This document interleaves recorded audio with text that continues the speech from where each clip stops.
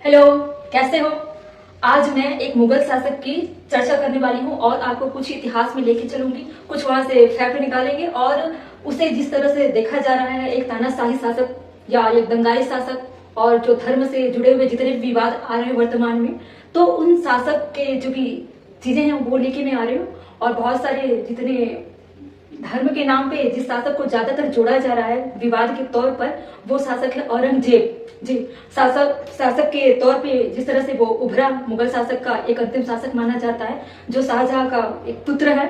ठीक है, तो उसके इतिहास के बारे में हम जानेंगे। और अभी जिस तरह से इतिहास के कुछ जगहों को लेकर विवाद जो बने हुए हैं, जिस तरह से राजनीति में उथल पुथल चल रहे हैं, तो औरंगजेब इतना फेमस क्यों है, क्यों उसे बार बार हर राजनीतिक पार्टी उसके बारे में चर्चा के विषय का एक जो धारणा बनाकर रखी हुई है, उसका मकसद क्या है, औरंगजेब का एक राजनीति से जुड़ाव क्यों है, क्या पर्पस है, इसका मकसद क्या होना चाहिए, हिंदू और मुस्लिम के बीच का जो तनाव है, क्या औरंगजेब मुस्लिम पक्ष को अच्छा दिखाना चाहती है या हिंदू धर्म को अच्छा बताना चाहती है या फिर उसके खिलाफ में बताना चाहती है। तो आज हम कुछ फैक्ट निकालेंगे, कुछ उसके जीवन काल के जो भी चीजें हैं वो देखेंगे, पर्सनल उसकी लाइफ कैसी थी, परिवार में उसके बैकग्राउंड कैसे थे, सब कुछ थोड़ा थोड़े ब्रीफ में हम जानेंगे। चलते हैं औरंगजेब के कुछ जीवन शैली के कुछ चर्चा के बाद।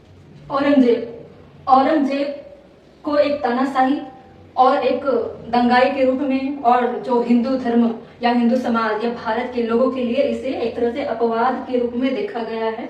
कारण क्या था, इस पे क्या इल्जाम लगे थे, इस पे इल्जाम लगे थे कि इस औरंगजेब मुगल अंतिम शासक जो है, उस पे इल्जाम था इसने हिंदू मंदिर तुड़वाए, इसने धर्म परिवर्तन कराए, इसने जजिया जैसे कर लगाए, और जो बनारस के जो काशी विश्वनाथ जो टेम्पल है उसको तुड़वाने का खासकर उस पर इल्जाम लगा था।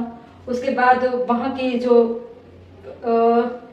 तुलादान प्रथा जो चल रही थी और झरोखा दर्शन जैसे चीजों पे उसने प्रतिबंध लगाया था। इलाहाबाद में भी कुछ ऐसे चीजें जो धर्म से जुड़े हुए थे उस पर भी उसने प्रतिबंध लगाया, कुछ नियमों को, और मंदिर तोड़ाने का इल्जाम उस पर लगा था हिंदू के धर्म के अलग अलग राज्यों में। तो इतने सारे इल्जाम इस पे लगे थे। जजिया कर जो कि मुगल शासक अकबर के टाइम पे इसे बंद करा दिया गया था, लेकिन औरंगजेब ने क्या किया, अपने शासन काल में इसे फिर से लागू कराया। ठीक है, तो बहुत सारी ऐसी चीजें थी जो हिंदू के विरोध में था या हिंदू की नापसंद में की गई चीजें थी, जबरदस्ती उस पर लगाया जाता था और उस पर थोपा गया था। इसलिए इसे एक तानाशाह और हिंदू धर्म के खिलाफ उपद्रवी के नजर से इस मुगल शासक को देखा गया था। ठीक है, कुछ इतिहासकार मानते हैं, जैसे कि एक अंग्रेज इतिहासकार थे रिचर्ड ईस्टन, वो अपनी किताब में लिखते हैं कि औरंगजेब पे जितने मंदिर तोड़ने के इल्जाम लगे हुए हैं उससे ज्यादा उसने हिंदू मंदिर बनवाए थे। औरंगजेब ने मंदिर जो भी हिंदू मंदिर थे इसलिए तोड़वाए क्योंकि उसके विरोधी उन मंदिरों पे शरण लिया करते थे, इसलिए उसने उसी मंदिर को तोड़वाया, उन्हीं को चिन्हित किया जिसमें उसके विरोधी छुपते थे या शरण लेते थे। और कुछ मंदिर ऐसे थे जो बहुत राजनीतिक विषय पे बना हुआ था, जिस पर राजनीतिकरण ज्यादा हुआ था, इसलिए उसने उन मंदिरों को भी तुड़वाया था। और औरंगजेब जितने हिंदू मंदिरों की स्थापना भी कराई थी, वो तुड़वाने के आंकड़ों से ज्यादा उसने मंदिर हिंदू के लिए बनवाए थे। तो ऐसा रिचर्ड अपनी किताबों में लिखते हैं। ठीक है, अब हम थोड़ा और इसके फैमिली बैकग्राउंड पे चलते हैं, ये कौन है, इनके माता पिता कौन है। ठीक है, शाहजहां औरंगजेब के पिता हैं, मुमताज महल जो है इनकी माता है। ठीक है, ये टोटल 14 भाई बहन थे, जिसमें से 4 भाई हैं इनके और 10 बहनें थी। ठीक है, इन 4 बेटे में जो बड़े बेटे थे इनके शाहजहां के, दारा सिकोह, उनकी हत्या का इल्जाम भी औरंगजेब पे लगा। क्यों लगा, क्योंकि शाहजहां के मरने के पश्चात शाहजहां ने क्या किया था, अपने सिंहासन के जो उत्तराधिकारी चुना गया था, कौन था वो, दारा सिकोह। लेकिन औरंगजेब कभी नहीं चाहता था कि दारा सिकोह को उत्तराधिकारी बनाया जाए। उस गद्दी में, उस सिंहासन में औरंगजेब खुद बैठना चाहता था, इसलिए दारा सिकोह को मारने का और उसकी मृत्यु का इल्जाम औरंगजेब पे लगा। ठीक है, फिर दारा जो सिकोह था वो काफी एक तरह से उदारवादी किस्म का व्यक्ति था और धर्म से काफी उसका जुड़ाव था। काफी ग्रंथों या उपनिषद में उसकी काफी अच्छी जानकारी और काफी अच्छी झुकाव था धर्म के प्रति। ठीक है, तो हथियाने का इसका जो तरीका था वो काफी उग्र स्वभाव का था। शाहजहां जब बीमार हुआ तो उसे आगरा में कैद करके औरंगजेब के द्वारा रखा गया था। मृत्यु के पश्चात ही सिंहासन पे दोनों भाइयों में आपसी मतभेद होने के बाद औरंगजेब ने दारा सिकोह, जो कि औरंगजेब का बड़ा भाई था, उसकी हत्या कर दी और शासन पे खुद बैठ गया। ठीक है, इसके 3 भाई और भी थे जो अलग अलग क्षेत्रों में शासन किया करते थे, जो भी छोटे पद पे थे। ठीक है, औरंगजेब की जो जन्म स्थान है वो है गुजरात के दोहार में। कब हुआ इसका जन्म? 3 नवंबर 1618 को। इसकी मृत्यु हुई थी 3 मार्च 1707 को। शाहजहां जिसका जन्म था 5 जनवरी 1592, मृत्यु हुई थी बीमारी के पश्चात 22 जनवरी 1666 में। दारा सिकोह 20 मार्च 1615 में। इसकी हत्या औरंगजेब के द्वारा हुई थी 30 अगस्त 1659 में। ठीक है, तो इसकी जन्म तारीख और इसके कार्यकाल सब ठीक है। हाँ, इसमें क्या है, दारा सिकोह को जिसकी हत्या हुई औरंगजेब के द्वारा, लेकिन इसके जो बॉडी है, इसकी जो कब्र है, अभी भी मिस्ट्री बनी हुई है। आज तक इसकी जांच चल रही है। अभी वर्तमान सरकार ने आर्कियोलॉजी सर्वे ऑफ इंडिया को, पुरातत्व जो सर्वेक्षण विभाग है, उनको एक टीम गठित करके इसके कब्र को ढूंढने की जो कोशिश है वो लगातार चल रही है। अभी भी कुछ साक्ष्य या नमूनों को देखा जा रहा है कि उनकी कला, वास्तुकला या आर्ट एंड कल्चर से जो भी चीजें निशानदेही पे अगर अवशेष के तौर पर मिलते हैं तो दारा सिकोह का जो कब्र है वो चिन्हित कर लिया जाएगा और कुछ बहुत सारी चीजें उस पर निकल के भी आ सकते हैं आने वाले समय में। तो इस पर जांच जारी है और हो सके बहुत जल्दी जो पुरातत्व सर्वेक्षण की विभाग है इससे जुड़े हुए मुद्दे पे जल्दी रिपोर्ट अपनी पेश कर सकती है, जो भी वर्तमान सरकार है 2023 की। ठीक है, अब मैं इनके कुछ और भी चीजों पे चलती हूँ, कुछ मंदिरों के नाम बताती हूँ, कुछ और भी जो भी भारत में हुए दंगों के बारे में कि औरंगजेब इतना दंगाई, इतना विवाद में क्यों है, क्यों राजनीति से उसे अभी भी जोड़ा जाता है। ठीक है, कुछ मामले जो कि मंदिरों से ही ज्यादा चीजें हैं उनको लेकर जो अभी वर्तमान में हिंदू और मुस्लिम में जो विवाद भी चलते हैं, तो कई बार औरंगजेब को फिर से लाया जाता है और औरंगजेब उस काल में मर चुका है तब 1707 में, लेकिन उसे हर बार जिंदा किया जाता है मंदिरों के नाम से। तो हम कुछ मंदिरों को देखते हैं, उसके समय काल को देखते हैं कि किस समय काल में उसने कब क्या किया था। ठीक है, पहले मैं इसको क्लीन करती हूँ। जैसे कि मैंने बताया कि औरंगजेब पर अपने बड़े भाई दारा सिकोह की हत्या का इल्जाम लगाया था। सरासर उसने अपने बड़े भाई दारा सिकोह की हत्या कराई थी ताकि वो शासन में बैठ सके और जो शाहजहां का उत्तराधिकारी वही बने। खुद को उसने शासन का उत्तराधिकारी घोषित किया और शासन इसकी शुरू हुई थी। बहुत सारे इसने युद्ध किया, बहुत जगहों पर इसने कब्जा किया और भी कब्जे पे जब सफलता मिलती गई तो इसने और अन्य जगहों पर भी बहुत सारे राज्यों पर इसने कूट किया और बहुत लोगों को इसने नियुक्ति दी ताकि उसकी जो मंशा थी कब्जा करने की तो उस मंशा से इसने उन क्षेत्रों पर कब्जा करने के लिए अपना प्रभाव बढ़ाना शुरू किया। और जो कहा जाता है कि दारा सिकोह की जो इसने हत्या की थी औरंगजेब ने, तो उसकी डेड बॉडी और उसका मकबरा या जो भी जहाँ दफनाए जाने की बात कुछ इतिहासकारों ने बताई थी वो पुष्टि पूरी तरीके से हुई नहीं है कि जगह उसे दफनाया गया। लेकिन कुछ इतिहासकार मानते हैं कि दिल्ली के हुमायूं के मकबरे के पास शायद उसे दफनाया गया था।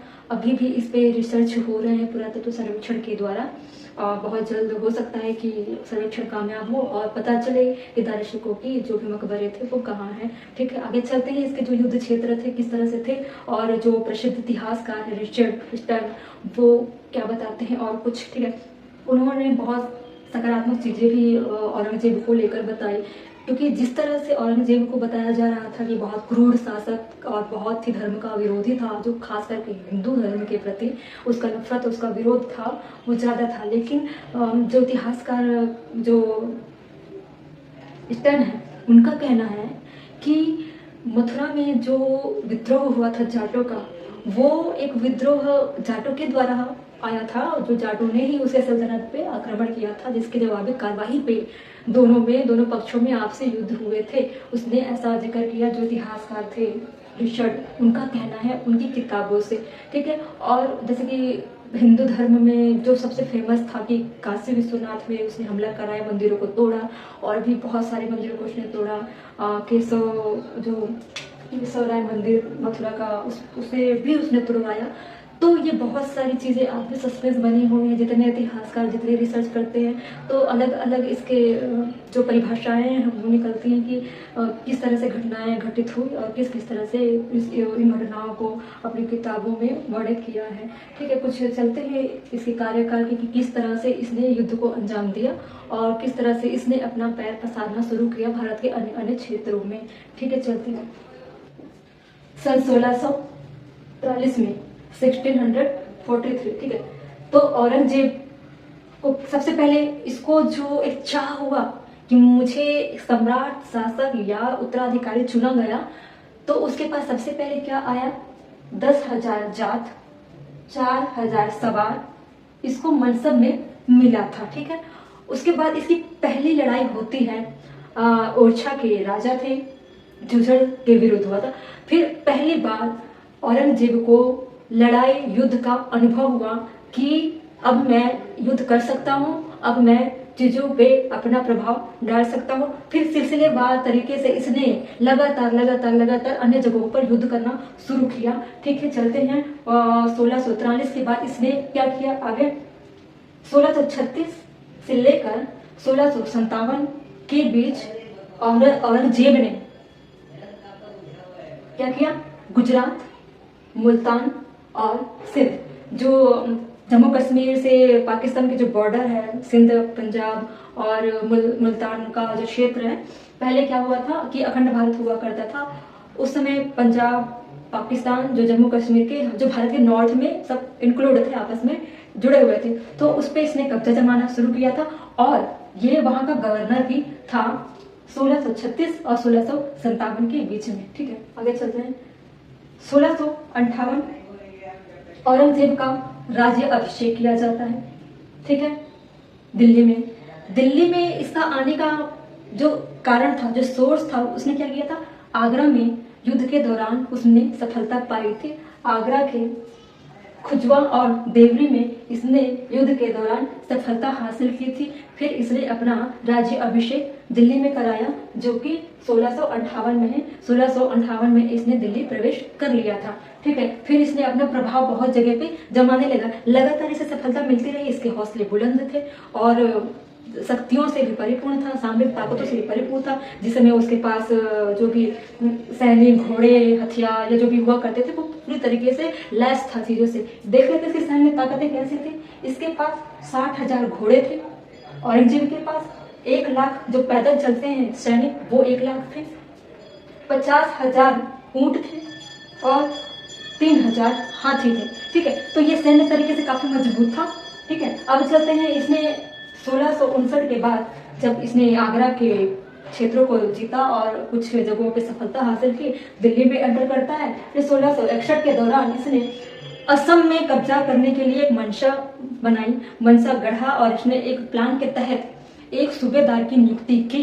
उस सूबेदार का नाम था मीर जमुला, जिसने असम के कुछ क्षेत्रों पे अपना प्रभाव जमाना शुरू किया और कई जगहों पे इसने सफलता हासिल भी की। जो कि पहली सफलता इसे मिली थी कुछ बिहार की राजधानी में इसने सफलता हासिल की।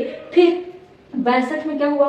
जो 1662 में गढ़गांव पे कब्जा किया, क्योंकि इसने 61 में असम के कुछ राज्य, जो कुछ बिहार की राजधानी थी, वहां पे जो इसके सूबेदार है जमुला, उसने कब्जा किया। लेकिन वहां के लोग जो थे, जिसे कहा जाता है, उसका नाम भी मेंशन किया गया था कि जो इनके खिलाफ विद्रोह करने के लिए सामने आए वो थे ओहम जाति के लोग। असम के ओहम जाति के लोग जमुला और औरंगजेब के खिलाफ विद्रोह किया था। लेकिन क्या हुआ? इसमें उनको असफलता मिली और औरंगजेब का प्रभाव बना रहा। फिर इसने क्या किया कि 1670 में क्या किया? इसने पुनः असम में अधिकार हासिल किया। फिर से इसने कब्जा करना शुरू कर दिया। लंबे समय तक इसने असम में एक तरह से प्रभाव जमाने के लिए ये जो मंशा बनाई थी, उसमें क्या हुआ? ये कामयाब रहा। उसके बाद 1670 के बाद 1657 में, जो 70 से पहले, इसने क्या किया था कि बीजापुर के एक शासक थे जिसे आदिल शाह द्वितीय के नाम से जाना जाता है, उनका क्या है, संधि का पालन ना करने की वजह से जयसिंह जो राजा थे, जयपुर के राजा जयसिंह को 1665 में दक्षिण भेजा। किसने? औरंगजेब ने। तो उसने दक्षिण भेजा ताकि प्रभाव जमा सके। पहले उसने क्या किया था, सूबेदार को भेजा असम में, जो उसकी नियुक्ति की थी। फिर राजा जयसिंह को अपना एक मीडिएटर, एक हथियार बनाकर अपना प्रभाव जमाने के लिए सबसे पहले भेजा राजा जयसिंह को, जो दक्षिण के क्षेत्र पे कब्जा जमाने के लिए। जयसिंह क्या करते हैं, शिवाजी, जो पूर्व शिवाजी है, उनके खिलाफ उन्हें युद्ध करना था। दोनों के बीच युद्ध होते हैं, लेकिन कुछ गलतियों की वजह से कई युद्ध में वो असफलता हासिल करते हैं। औरंगजेब जयसिंह को बोलते हैं कि तुम्हारे कुछ गलत निर्णय, कुछ गलत षड्यंत्र या कुछ गलत सिद्धांतों की वजह से तुम असफल हुए, तुम्हें वापस फिर से आना है, तुम दक्षिण भारत से निकल जाओ। फिर जयसिंह औरंगजेब के कहने से वो दक्षिण भारत से निकल आते हैं।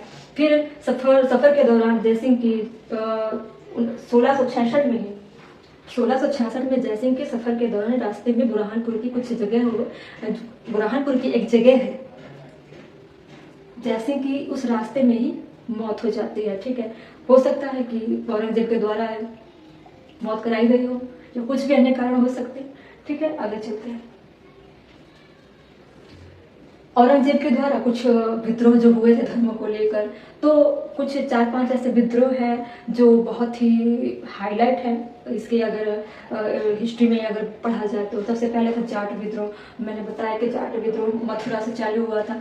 तो मथुरा में जो केशव राय मंदिर है, वहाँ पे इसका आक्रमण होता है।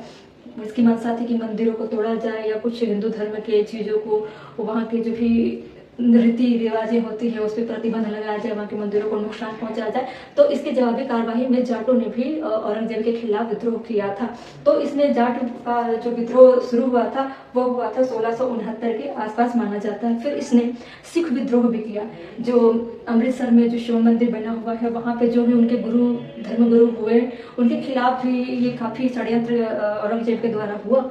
फिर औरंगजेब ने विद्रोह के दौरान वहाँ कुछ असामान्य कुछ प्रकृति क्रिएट किया था। फिर वहाँ के जो भी गुरु थे उनके अनुसार कुछ चीजें गठित हुई ताकि अपने धर्म को, अपने संगठन को, अपनी चीजों को और अपनी संस्कृति को हम बचा सके। फिर जो खालसा की बातें सुनते हैं, खालसा का जन्म भी उसी के दौरान हुआ, जो कि एक संगठन के तौर पर, एक शक्ति के तौर पर गठित हुआ था औरंगजेब के खिलाफ में। ठीक है, फिर उसने क्या किया, सतनामी एक विद्रोह था, जो कि सतनामी विद्रोह का जो मेन कारण बताया जाता है, ये नारनौल जो हरियाणा और इसके आजू बाजू में एक क्षेत्र है, जहाँ पे सतनामी समाज के अपने एक पंथों का एक समाज होता है। तो वो अपने धर्म और अपने कल्चर के प्रति काफी कट्टर थे, और उनके कोई एक अनुयायी थे, उनकी किसी वजह से अकारण मृत्यु हो जाती है कि किसी गतिविधि के कारण, जिसके जिम्मेदार औरंगजेब को ठहराया गया। और औरंगजेब का काम ही था ऐसा कि वो विद्रोह करे धर्म, जो भी धार्मिक संगठन या धार्मिक जगहों पर।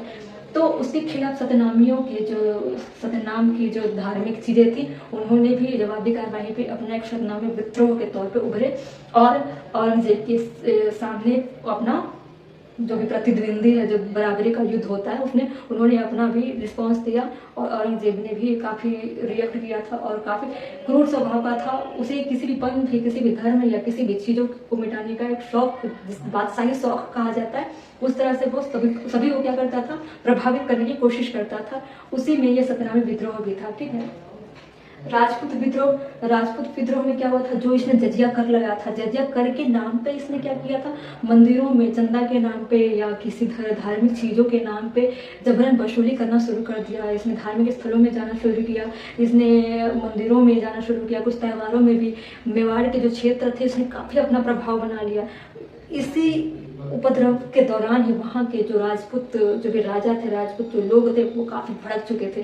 फिर उसके बाद में जजिया जैसे कर को समाप्त करने के लिए राजपूतों ने अपना विद्रोह किया औरंगजेब के खिलाफ, कि इस जजिया कर को खत्म करना चाहिए किसी भी हाल सूरत में। ठीक है, फिर इस तरह की इसने अपनी जो भी इंसिडेंट हुआ औरंगजेब ने किया, जो जाट विद्रोह जो था 1669 में सिख विद्रोह उसने 16वीं सदी में ही किया था, जबकि इसका जो शासनकाल पूरा माना जाता है 17वीं शताब्दी तक चला था। 1707 में तो इसकी मृत्यु हो गई थी, क्योंकि यह युद्ध के दौरान खुद ही दक्षिण गया हुआ था, और दक्षिण के दौरान इसने काफी लंबा समय दक्षिण भारत में या दक्षिण की जगहों पे काफी समय तक रहा, और माना जाता है कि अहमदनगर में इसने अपना शरीर त्यागा था, इसकी मृत्यु हुई थी।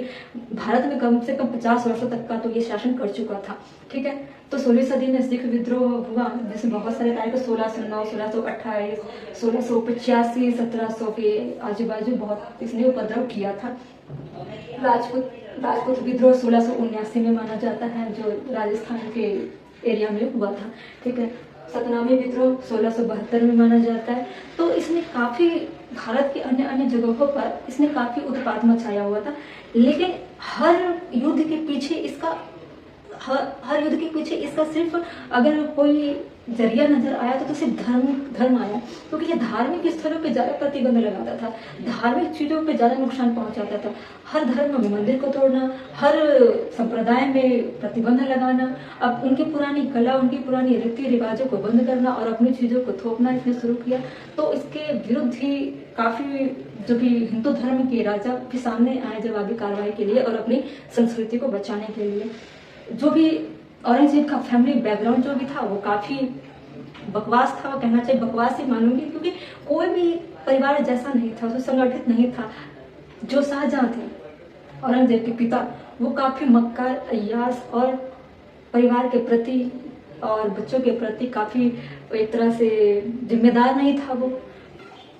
तो हमने देखा औरंगजेब के सारे युद्ध के बारे में, उनके जीवन के बारे में, फैमिली बैकग्राउंड के बारे में, कुछ रिसर्च जो अभी कंटिन्यू है उनके बारे में, और जो भी विवादित चीजें आई है कि औरंगजेब ने मंदिर को तोड़वा कर मस्जिद बनवाया। हिंदू का दावा है कि मुस्लिमों ने हिंदू धर्म को छिपाने के लिए अपने धर्म को सामने लेकर आए। मुस्लिम पक्ष कहता है कि हिंदू की मंदिर वहां नहीं थी, पहले मस्जिद था, वहां पे बाद में मंदिर बनाई गई थी, फिर बाद में मस्जिद बनी। या बहुत सारी ऐसी चीजें, बहुत सारी मिथ्या हैं, जैसे ज्ञानवापी का मामला हो गया, बाबरी मस्जिद, राम मंदिर बहुत हाईलाइट हुआ। और बहुत जगहों पे, हर राज्य में इस तरह के घटनाएं जरूर हैं, जो मंदिर मस्जिद और धर्म के प्रति जो भी अड़चने आ रही है मुस्लिमों को लेकर, हिंदू को लेकर, उसका सबसे बड़ा कारण माना जा रहा है औरंगजेब को, क्योंकि औरंगजेब के करतूतों की वजह से ये सारी चीजें इतिहासों से छेड़छाड़ की गई। और अभी वर्तमान में क्या हो रहा है, दोनों धर्म आपस में लड़ रहे हैं, और बीच में कौन आ रहा है, राजनीति, बीच में कौन आ रहा है, न्यायालय। तो वो न्यायालय और राजनीति को क्या है, वो तो दोनों के लिए है, किसी एक की हो नहीं सकती। तो उस मतभेद को सुलझाने के लिए जो पुरातत्व संरक्षण है, उसी रिसर्च के लिए दिया गया है कि आप इस पे रिपोर्ट सौंपे कि एक्चुअल में यहाँ किसका था अस्तित्व। तो औरंगजेब को बार बार सामने लाया जाता है, ताकि वो तानाशाही का जो प्रारूप है, जो उसकी छवि को धर्मों में दिखाया जाता है कि आप औरंगजेब हो, आप औरंगजेब की औलादे हो, आप औरंगजेब जैसे करतूत करते हो, आप औरंगजेब जैसे तानाशाह हो, आपके जो काम करने की जो प्रक्रिया है, जो प्रकृति है, जो व्यवहार है, वो औरंगजेब जैसी है। तो इस तरह की चीजें बहुत लाई जाती है औरंगजेब को लेकर। बहुत सारी मिथ्या है, बहुत सारे प्रोपेगेंडा होते हैं औरंगजेब के नाम से। औरंगजेब के नाम से, इतिहास के नाम से भी अपनी पर्सनल चीजों को भी भड़ास के तौर पर निकाला जाता है, जिसको सबसे ज्यादा अगर कोई हाईलाइट कर रही है, सबसे ज्यादा अगर कोई दिखा रही है, तो वो है नेशनल मीडिया। एक तरह से गलत भी करती है कि इस तरह से मीडिया चैनलों पे इस तरह की चीजें दिखाई नहीं जाती, क्योंकि धर्मों में क्या होता है, एक अफवाह भ्रम फैलने की वजह से आपसी मतभेद हो जाते हैं। तो ठीक है, तो बस औरंगजेब में बस इतना ही। अब मैं चलती हूँ, मुझे इजाजत दीजिए, तब तक के लिए जय हिंद, जय भारत।